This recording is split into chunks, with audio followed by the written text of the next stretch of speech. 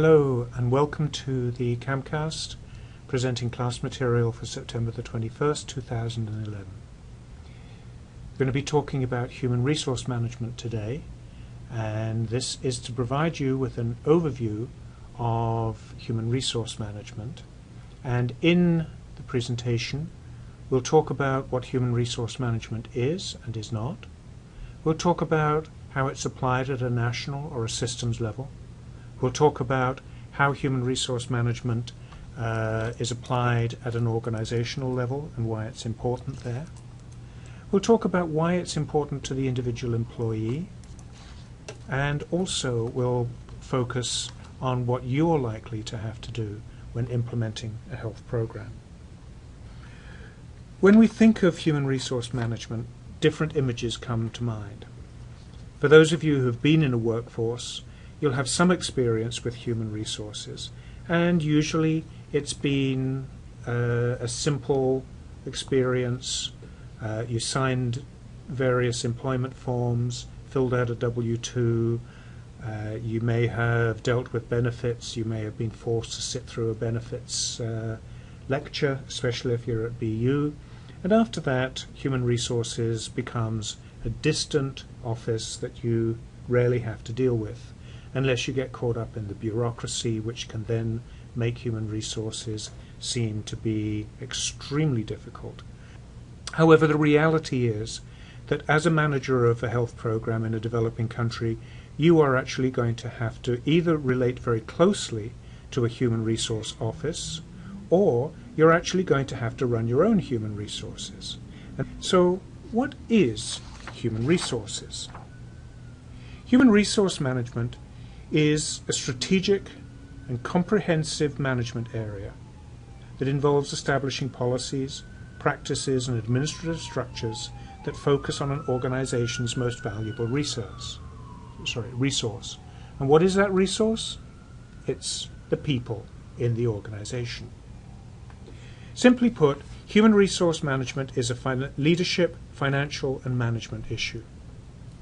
When we really look at things, personnel costs usually consume between 70 to 80% of the budget of most organizations and projects, and you'll see that as we come to work planning and budgeting later on in this course.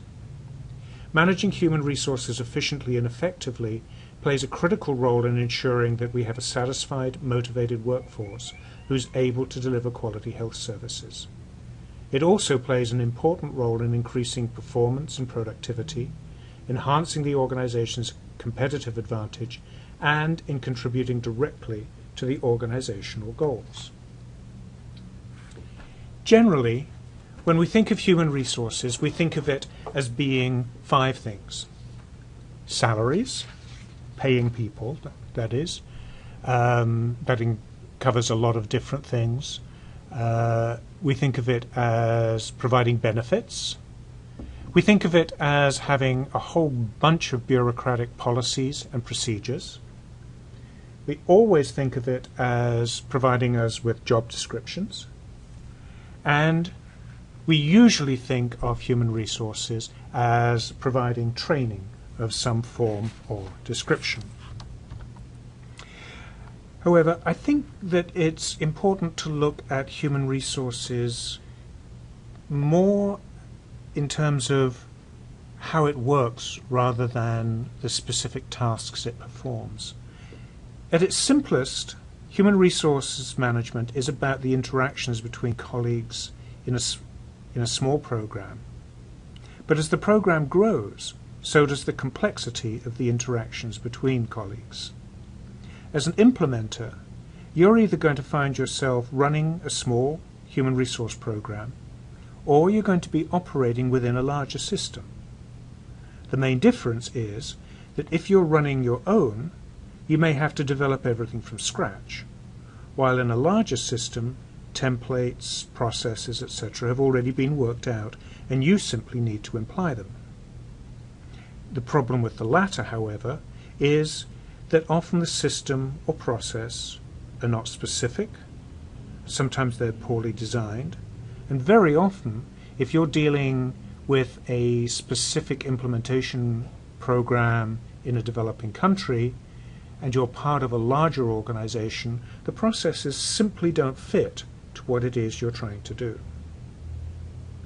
Later on, we'll deal with some of the specific tasks and skills required by everybody running a field program, but in this session I want to continue with the overview of what human resource management is about. I mentioned to begin with that human resources exist within a national framework and often within a systems framework. And while we're not going to talk about this today or in this course specifically, I want everybody to understand that for many years human resources was seen as a standalone. But in fact, human resources is part of the overall goal of any health system, which is to achieve better health outcomes. In order to do that, human resource management actually links with all of the different aspects of a health system: policy, finance, education, partnership, and leadership. And the goal is producing an improved health workforce, which makes the system stronger and ultimately leads to better health outcomes.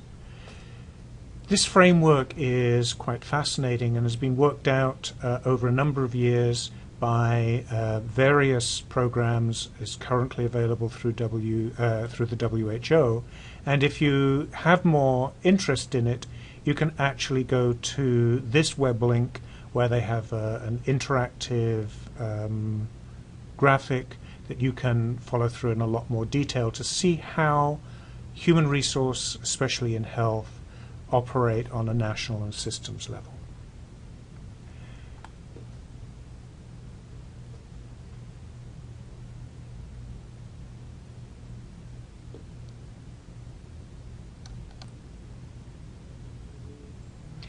I'd like you to pause the recording now, and I'd like you to take 5 minutes and think and reflect on what you believe would be the main purposes of a human resource system as is reflected by you, a manager of a health program.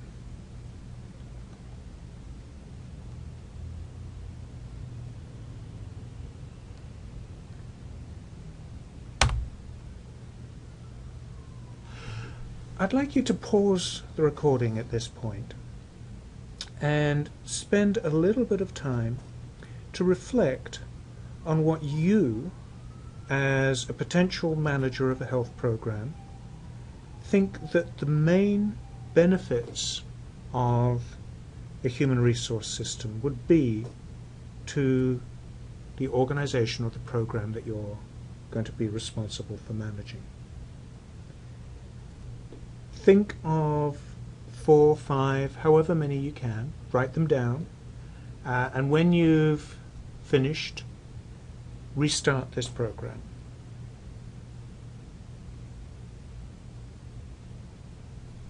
Welcome back.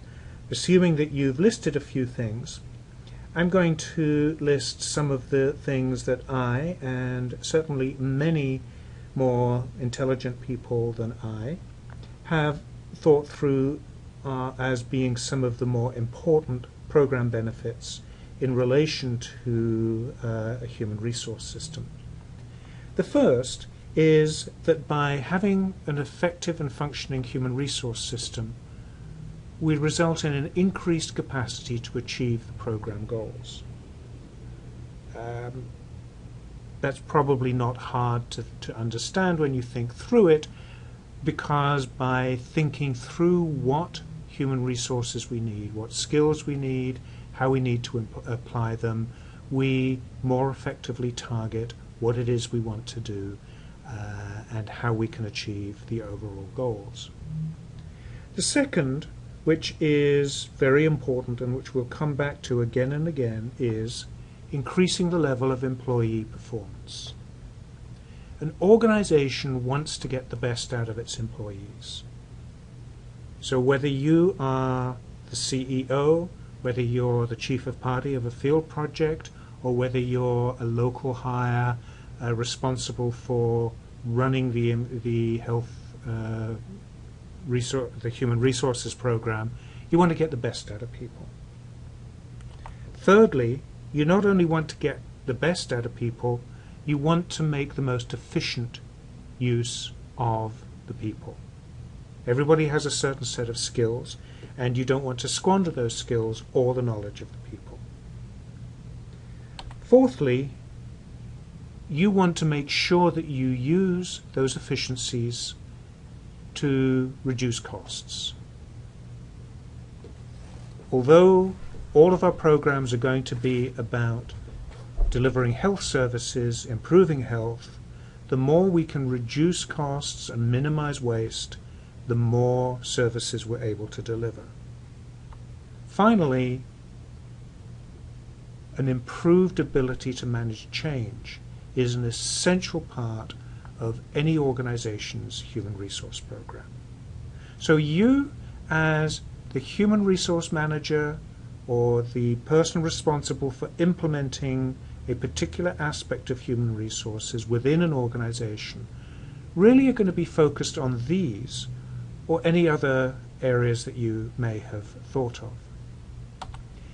I want you to pause again now and think from the other side. You're the employee, newly hired or about to be hired by this organization that implements programs in the developing world. What is it that you're going to be concerned with? Take 5 minutes, however long it takes, reflect on it. Think through, jot down what it is you can come up with. When you're ready, restart the presentation.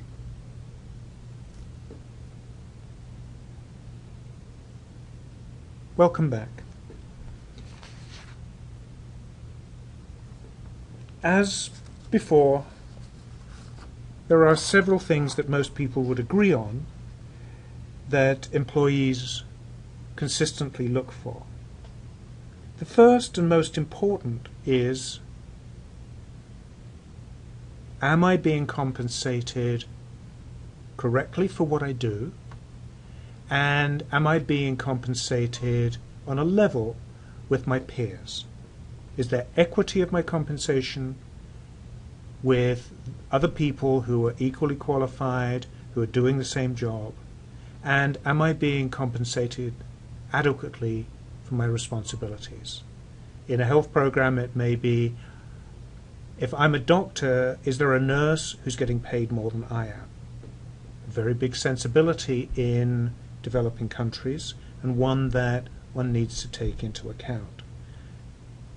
That often runs quite contrary to the way that we would think of things here in the US, where we look more at past experience and responsibility to determine how people are compensated.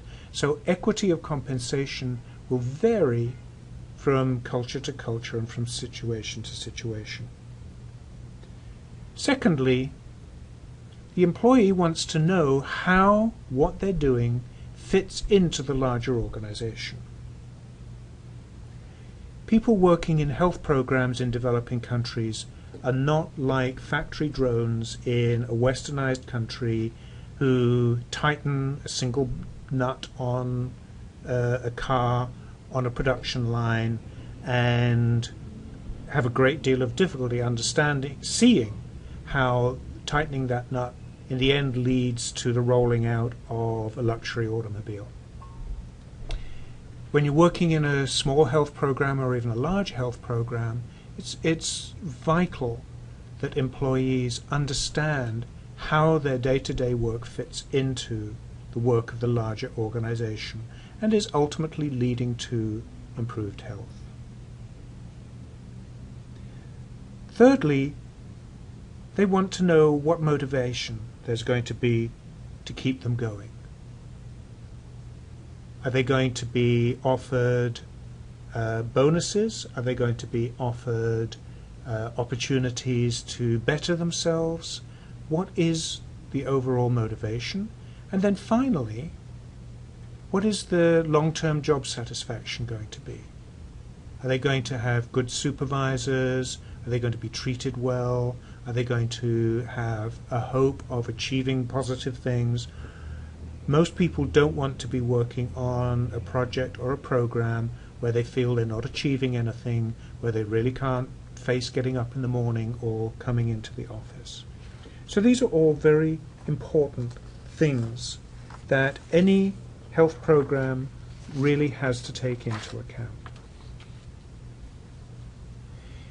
Human resources is also key in the overall organization and program development. It's not just those 4 or 5 things that we noted earlier, the salaries, the benefits, the personnel and policies, the job descriptions and the training.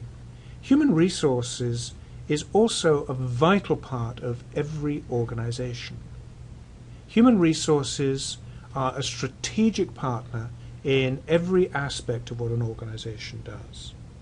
If you go back to the earlier slide that looked at the human resources and health framework, you see that human resources is linked to policy, to programming, to education, to all the different pieces of what goes on within an organization. Human resources also is a repository of enormous administrative expertise.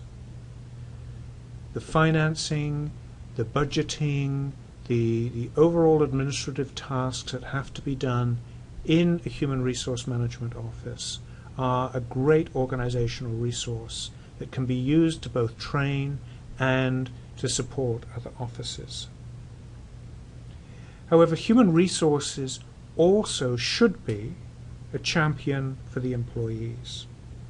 In an organization that maybe becomes too concerned about budgets, that is subject to budget cuts, that is subject to political whims, the Human Resource Office should become an ally with employees and championing the benefit of employees.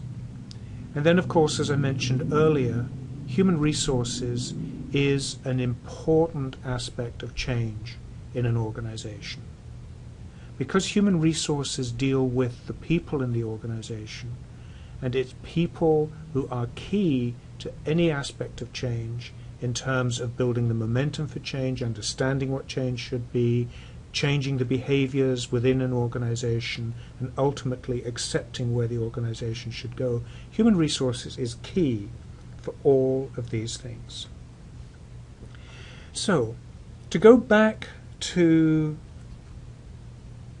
the key concerns of what the employee and the organization have, and what you as an implementer of a human resource program are going to have to deal with, let's look at the main questions that any human resource office is going to have to address. Firstly, is the employee being treated fairly? Was there a hiring process that meant that the employee was hired knowing what they were supposed to do, that they were hired fairly, that those people who applied did not find themselves being rejected for spurious reasons, and the person who was hired could actually do the job? Are they being treated fairly by the application of personnel policies equally and appropriately? Are the tasks and responsibilities in the organization distributed equitably and appropriately? We might think, is the boss's son, does the boss's son get all of the cushy jobs, and the poor kids from the poor neighborhood get all of the dirty jobs? That's how it might work in summer jobs here in the US. In a health program, the sort of thing we might see would be the relatives of the local health committee suddenly find themselves all working very close to town with much more benefits, whereas those who come from other groups, other families, find themselves stuck in more remote areas. So an organization has to treat its employees fairly in terms of both distribution and responsibilities. Salaries need to be fair, as do benefits, and we need a system that recognizes good performance. Not only recognizes good performance, but visibly and clearly deals with poor performance. There are no incentives to work well if you put in 80 hours a week doing an outstanding job and your next door neighbor works 30 hours a week, does a lousy job, but you both still get the same salary and the same benefits. Next, the issue is, what is the employee supposed to do? Is there a job description that is clearly laid out that says what the broad description of what the employee is supposed to do is and what the specifics are supposed to be, so that Fred, who's working in the clinic, knows what his job is when compared to Claire, who's also working in the clinic. They both see a patient come in and they both rush to the patient because they both believe it's their job to greet them, welcome them, and do the initial taking of blood pressure, etc. Clearly, in that case, there's a problem with the job descriptions. Secondly, because job descriptions, even though they have some specific tasks in them, don't go down into all details, there have to be some very, very clear expectations on employees as to what they're supposed to do on a day-to-day basis. This is important from both the manager, the supervisor, and the employee. There also need to be very clear boundaries between which job does what and where people should be overlapping with each other. There should be clarity on when boundaries become porous, on when, if somebody is sick, who steps in to cover their work. So boundaries are very, very important so that people know when they should be maintaining boundaries, when they should be crossing boundaries, and when it's appropriate to do so. And then finally, what are the priorities?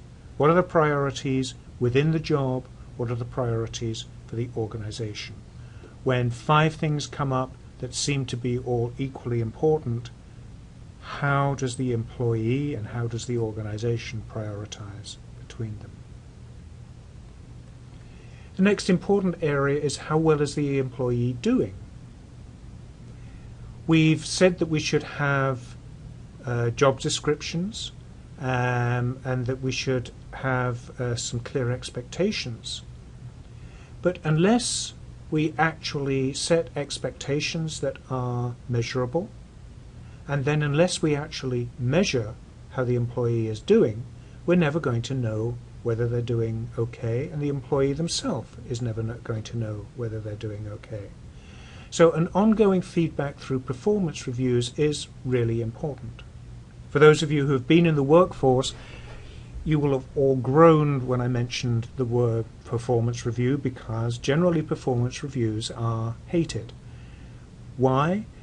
Because they are often not well applied, they often don't relate to reality, and they very rarely have good measurable indicators of performance included in them. So it's important that when you are managing people, that you are able to both set good standards for performance and that the people who work for you or with you understand what those standards are. When people are performing well and meeting those standards, then it's really important they get positive reinforcement. It's also really important that they get clear guidance when they're not performing well. If somebody keeps on doing the same old thing and they're not pleasing you or they're doing it wrong, they're never going to change their behavior if you don't tell them what they're doing wrong and if you don't provide them with the guidance and the mentoring to be able to get it better. Obviously, as I said, all of this is dependent upon having clear performance plans and measurement criteria. Mentioned earlier that the employees generally want to know whether they're actually making a difference. Very few people want to get up in the morning, go off to work, do their job, come home, and just be glad at the end of the week when they draw their paycheck. Most people want to know that they're working for an organization that has a clear vision and a mission. They want to know that they contribute to that vision and the mission, and how they fit within it. Very often, you as the manager and the employee wants to know who actually depends on the job being well done or not. If I screw up, what impact does that have on someone else? And more importantly, ask the question, what would happen if this job wasn't done at all, or it really was done badly? Would it have any real effect on the organization? Because if the answer is no, then you can be fairly sure that the employee is going to be having a lot of difficulty getting any real job satisfaction out of this, because they know that they could do nothing and the organization wouldn't even notice. Finally, everybody is interested in moving on. Nobody wants to be doing the same job forever and ever and ever. So everybody wants their careers to develop. If you're a junior person starting, you want to be able to move up through the ranks. If you're a senior person, there may be other things that motivate you, but whatever it is, you want to be able to gain new knowledge and move forward.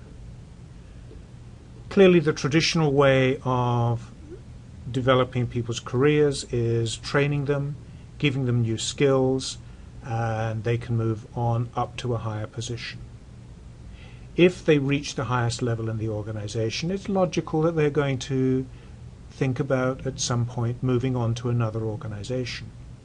And in a good thinking program, you are not going to resent them moving on. You're going to work to improve people's capabilities and skills with the sure knowledge that at some point they may outgrow you as an organization, and that you've done a good job in creating yet one more effective public health professional who's going to go out and help improve health outcomes for other people. Other ways we can do this are through on-the-job learning, through mentoring, fixing up employees with specific mentors, buddies, etc. Cross-functional assignments are a very good way of doing things. Having people who don't normally work in the OR work in the OR for a week to do a week's rotation there helps them enormously to understand why, when they send people off for surgery, things come back the way they do. Having people involved in task forces and committees within an organization or a program or project can also be very helpful. It helps people understand how things work, how an organization works. It gives them a sense of ownership. Giving people additional job assignments that may be outside of their normal scope, but give them an opportunity to shine. And then finally being able to give presentations at workshops, at conferences, even at staff meetings may well be very good things to provide incentives. The last thing I want to touch on in this presentation is what we really want to be able to do for the average employee when we as a health program manager work with them. And for this I'm going to present this rather hard to understand but very valuable table called Situational Leadership. It was developed by a management consultant called Ken Blanchard many years ago, and has to be read from the bottom right-hand corner up through the top right-hand corner to the top left-hand corner and down to the bottom left-hand corner. And I won't repeat what's in the different boxes, but it looks at the types of behavior that the manager has to provide in order to support an employee during the life of during their life in an organization. So when we first hire an employee, we may hire them at many different levels. Sometimes we're looking at people who are in an entry-level position in the S1 corner. These people are important but require a lot of direction and they themselves require a lot of support. The sort of person who's in this category would be perhaps someone who, when you're working in a hospital or in an immunization program, and you understand that there may be a problem with the cold chain, you would say, Frank, can you go to the refrigerator in room 21? Can you look at the thermometer and record the current temperature? Can you then look at the temperature book which is stored on top of the refrigerator and note what the temperatures have been over the last 36 hours? Note them down and bring them back to me so that we can go over them together to see if there's been a problem.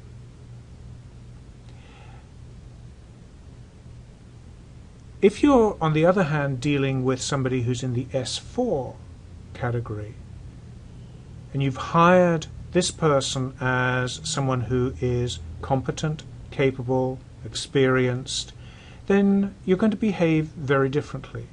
The sort of instruction you would give is, Joanna, we got a problem with the cold chain.